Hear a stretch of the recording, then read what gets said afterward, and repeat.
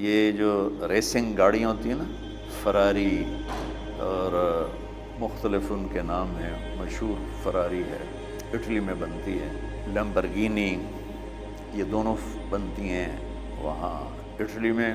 اور اس میں جو آدمی جا رہا ہو اس کے لیے سپیڈ لمٹ کی قید کوئی نہیں، ورنہ سب گاڑیوں پہ 120 کلومیٹر پر کہ اوپر جائیں گے تو جرمانہ ہوگا، لیکن جو آدمی لمبرگینی میں جا رہا ہے یا فراری میں جا رہا ہے اس کے لیے کوئی جرمانہ نہیں، چونکہ وہ یوں کرو تو 1 سیکنڈ میں وہ 120 پہ چلی جاتی ہے، صرف اتنا کرنے سے شم ایسے جاتی ہے۔ تو میں آپ کو ایک لیمبرگینی دینا چاہتا ہوں، فراری 8 کروڑ کی ہے، فراری 8 کروڑ کی گاڑی ہے فراری۔ کئی دفعہ وہاں جب جاتا ہوں تو کوئی نہ کوئی بٹھا دیتا ہے، یہ آپ کو ذرا سیر کرائیں، وہ ہمارے کو تو شوق کی کوئی چیز ہے نہیں، وہ نوجوانوں کے شوق کی چیز ہے۔ تو 8 کروڑ کی گاڑی ہے، میں مفت آپ کو دے رہا ہوں، وہ ہے صبر۔ آخرت کے سفر میں اگر تیز چلنا چاہتے اور سب سے آگے نکلنا چاہتے ہو تو صبر کی فراری پہ سوار ہو جاؤ، تمہیں کوئی پکڑ نہیں سکے گا، تمہارے کوئی قریب بھی نہیں آ سکے، کہ دنیا میں صبر کرنے والوں کا قحط آ گیا۔ بڑے بڑے علماء ہیں اخلاق سے خالی، بڑے بڑے علماء ہیں صبر جانتے ہی نہیں، پورا معاشرہ سر علماء، تم کل کے علماء ہو اس لیے علماء کی بات کر رہا ہوں، ورنہ پورا معاشرہ میرے بچوں صبر سے خالی۔ دیکھو میری ایک بات سنو، علم کی کمی ہو تو اچھے اخلاق اس کو چھپا دیتے ہیں، اخلاق کی کمی ہو تو بڑے سے بڑا علم بھی اسے چھپا نہیں سکتا۔ سارے عیب ہوں اور اخلاق اچھے ہوں تو اخلاق وہ چادر ہے جس میں سارے عیب چھپ جائیں گے، بس ساری صفتیں ہوں اور بد اخلاق ہو تو ہر صفت کو بد اخلاقی چھپا دے گی۔ میرے نبی نے نماز لمبی پڑھی، اللہ نے روک دیا، کہ نہیں چاہیے، ما انزلنا علیک القرآن لتشقی، مختصر نماز پڑھیں، درمیانی نماز پڑھیں۔ پیسہ سارا خرچ کر دے، اللہ نے روک دیا، ولا تبسطها کل البسط، میرے نبی سارا خرچ نہ کرو، کچھ بچا کے بھی رکھو۔ تبلیغ میں اپنی جان کھپائی، اللہ نے اس سے بھی روک دیا، فلا تذهب نفسک علیہم حسرات، تبلیغ کرو خود نہ مر جاؤ۔ تبلیغ کتنا بڑا عمل ہے، اللہ نے کہا اعتدال۔ نماز کتنا بڑا عمل ہے، اللہ نے کہا درمیانہ ہاتھ رکھو۔ مال خرچ کرنا کتنا بڑا عمل ہے، اللہ نے کہا درمیانہ ہاتھ رکھو۔ جب میرے نے اخلاق میں بلند پرواز دکھائی تو اللہ نے کہا شاباش انک لعلی خلق عظیم، میرا نبی میں آپ کو شاباش دیتا ہوں، آپ کے اخلاق بڑے عالی شان ہیں۔ یہ نہیں کہا کہ اتنے بھی ذرا تھوڑا اکھ بھی کھائی کر کو کوڑا ہویا کر، تو تم مولوی بڑے غسیلے ہوتے ہو، تم میرے بچے بیٹھو نا اس لیے بات کر رہا ہوں۔ صبر نام کی شے ہی نہیں ہوتی، فقہ پڑھنا تو ہماری مت ماری جاتی۔ قرآن کو بھی فقہ کے انداز میں پڑھتے ہیں، حدیث کو بھی فقہ کے انداز میں، بخاری سے زیادہ امام بخاری پڑھاتے ہیں، ترجمۃ الباب پہ اتنا وقت لگا دیتے ہیں کہ حدیث جو اصل چیز ہے اس کی طرف توجہ نہیں جاتی۔ امام بخاری کی کتاب کا مقدمہ کوئی نہیں، تو اس پر جب بخاری شروع ہوتی ہے تو ہفتہ اس پہ سبق چلتا ہے کہ امام بخاری نے مقدمہ کیوں نہیں لکھا، جی میں سارے مل کے یعنی امام صاحب نے تو گلاں کی، میں اس کا اتنا آسان 1 منٹ میں اس سارے سبق کو ختم کر دیتا ہوں بخاری شریف کے، کہ دیکھو بھائی امام صاحب کا دل نہیں کیا مقدمہ لکھنے کو، اس لیے انہوں نے نہیں لکھا گلموں میں۔ ایک حدیث کے عنوان اور حدیث میں جوڑ نہیں تھا، تو شیخ رمزی بہت بڑے فاضل آدمی ہمارے فیصل آباد، میں نے کہا شیخ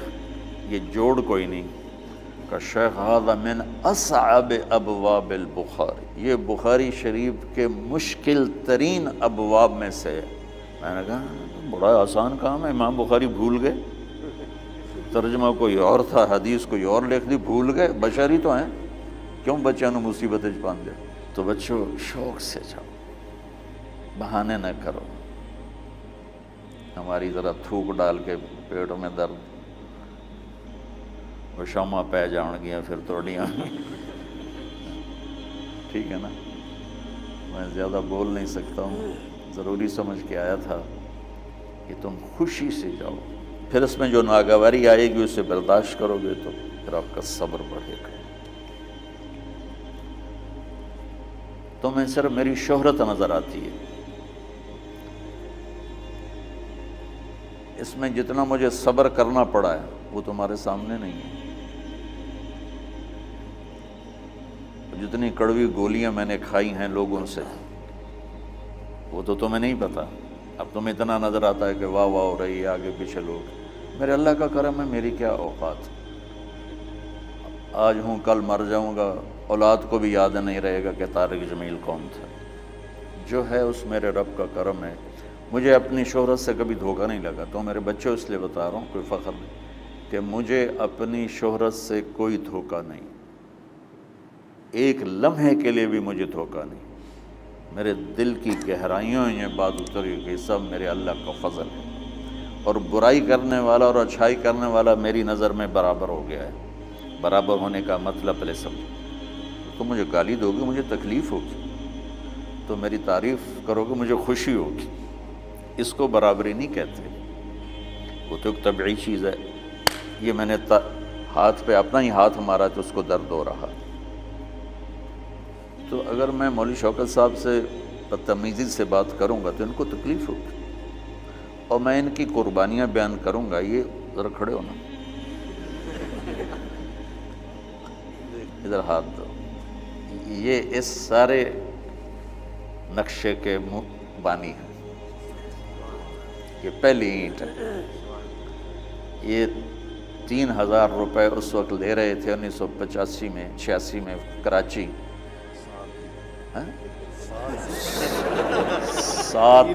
7,000 इनकी तनख्वाह थी, और मैंने इनको तलम्बे में बुलाया 900 रुपये महीने। लोग मेरी तारीफ़ करते हैं, मैं अल्लाह का शुक्र अदा करता हूँ, और उस पे मैं तकब्बुर में नहीं आता। ये है मदा और ज़म बराबर हो जाए, यानी तारीफ़ करना और बुराई करना बराबर हो जाने का मतलब ये नहीं है कि बुराई करना सुन के असर नहीं होता और तारीफ़ सुन के असर नहीं होता। नहीं, बराबर होने का मतलब बता रहा हूँ।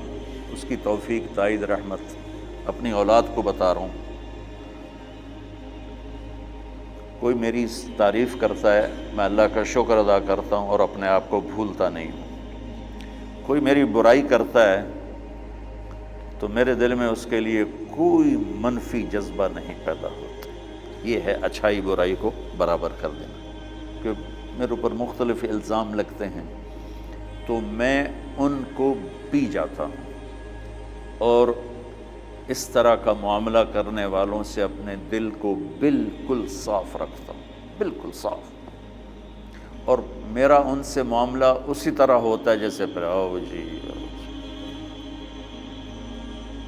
अपनी वजह से कभी किसी से कतई ताल्लुक़ नहीं करता। तो बच्चों, सब्र बहुत बड़ी दौलत है। ये तुम्हारी तबलीगी ज़िंदगी में भी काम आएगी, इल्मी ज़िंदगी में भी काम आएगा। जब तुम घर वाले बनोगे, शादियां होंगी, उस वक्त ये काम आएगा। ठीक है? अब बहाना तो नहीं करोगे ना, खुशी से जाओगे ना? चलो, अस्सलाम वालेकुम।